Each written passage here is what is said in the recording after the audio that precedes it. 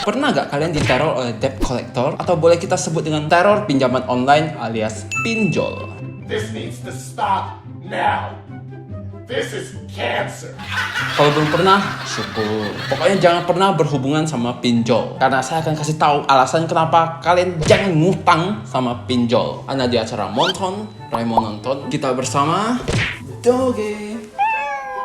Ingat, jangan pernah ngutang.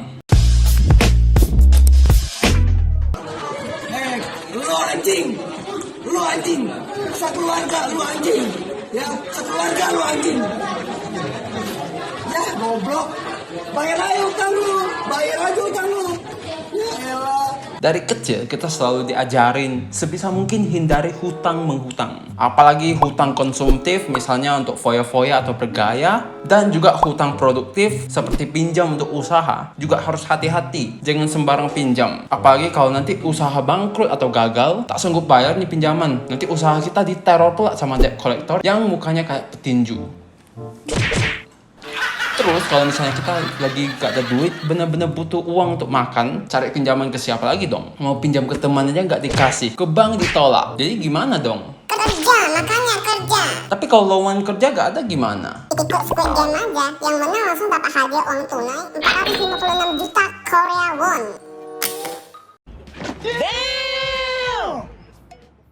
Kalau dirupiahin mungkin ada 5,4 triliun rupiah. Wah, menggiurkan sekali. Tapi kalau kalah, meninggal.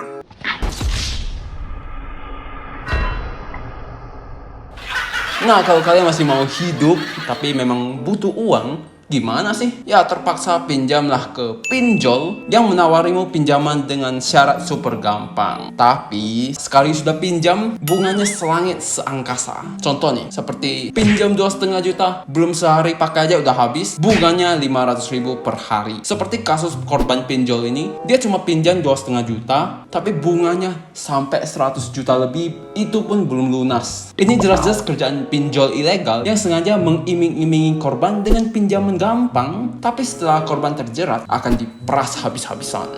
Kalau tak dibayar akan diteror, dimaki, dihujat setiap hari. Bahkan sampai semua nomor kontak di HP kita juga dihubungi dan diganggu. By the way, yang paling lucu adalah teman saya yang dikutuk sama pinjol. Dia dikutuk jomblo seumur hidup, gak nikah, gak punya pacar, gak punya istri, gak punya suami. Dan sampai sekarang dia masih jomblo ngenes alias single. Padahal yang ngutang tuh orang lain, tapi si pinjol terornya ke teman gua itu.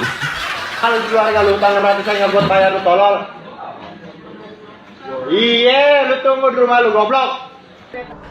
Dasar ya Anda ya, banyak omong. Saya konfirmasi baik-baik dari awal. Anda kenal nggak? Ini bener namanya Bapak Nugraha. Nah terus nomornya nomor ini. Tidak kenal kampret loh. Sebenarnya kalau diteror via telepon dan berantem adu mulut itu mah cuma ngomong doang kan, biar kalian segera bayar utang. Tinggal buang aja HP, ganti kartu, selesai. Nah, yang lebih ngeri lagi kalau misalnya pinjol tersebut menyebar data pribadi kita seperti nama, alamat, nama orang tua, atau jangan-jangan mereka mau ngancam apa-apa. Dan lebih ngeri lagi kalau foto pribadi atau foto yang sedikit disebar. Makin kesini makin banyak kasus pinjol yang meneror korbannya, yang tentu tidak bisa membayar bunga yang selangit itu. Dan alat-alat yang dipakai pinjol ini juga ngeri loh guys. Salah satunya adalah pool modem yang berasal dari Cina. Pool modem ini bisa diisi dengan 30-62 SIM card dan aktif secara bersamaan. Lalu digunakan oleh staf pinjol untuk mengirim SMS blast seperti tawaran pinjaman online hingga menyebar fitnah nasabahnya ke nomor lain.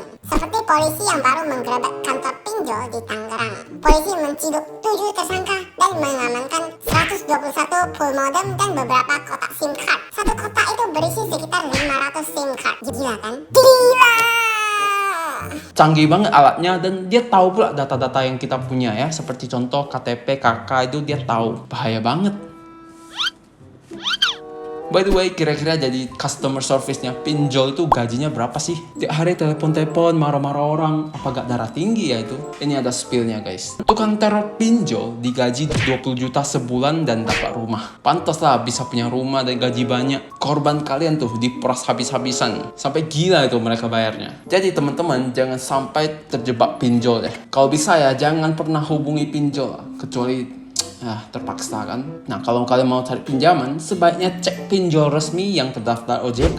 Cara ceknya gimana? Nah, buka website www.ojk.go.id, tekan tombol IKNB sesuai di gambar, lalu pilih menu fintech di kanan bawah. Setelah itu, kalian ceklah satu persatu apakah ada nama pinjol yang mau kalian ngutangi, sudah terdaftar OJK atau belum. Tapi prinsip hidup gua sih, sebisa mungkin jangan hutang. Kalau bisa sih pakai uang sendiri aja. Tapi kalau gak hutang, gimana kita mau keluar dari zona nyaman kita? Seperti melakukan sesuatu yang perlu modal yang besar banget. Nah, itu boleh, tapi harus diperhitungkan baik-baik. Jangan sampai kita silap dan malah gagal bayar. Seperti...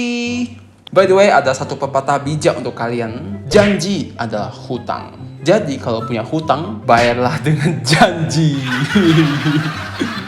Thank you guys udah nonton video ini sampai habis. Kalau kalian ada pengalaman di teror pinjol, boleh sharing di komentar ya. Saya siap baca dan ngakak lihat komentar kalian. Sampai jumpa di video selanjutnya. Bye bye. 今天看齐，墙上写着秦香莲的32岁了，整个当朝驸马郎的旗帜王啊，满皇上的徽牌，随了整个当。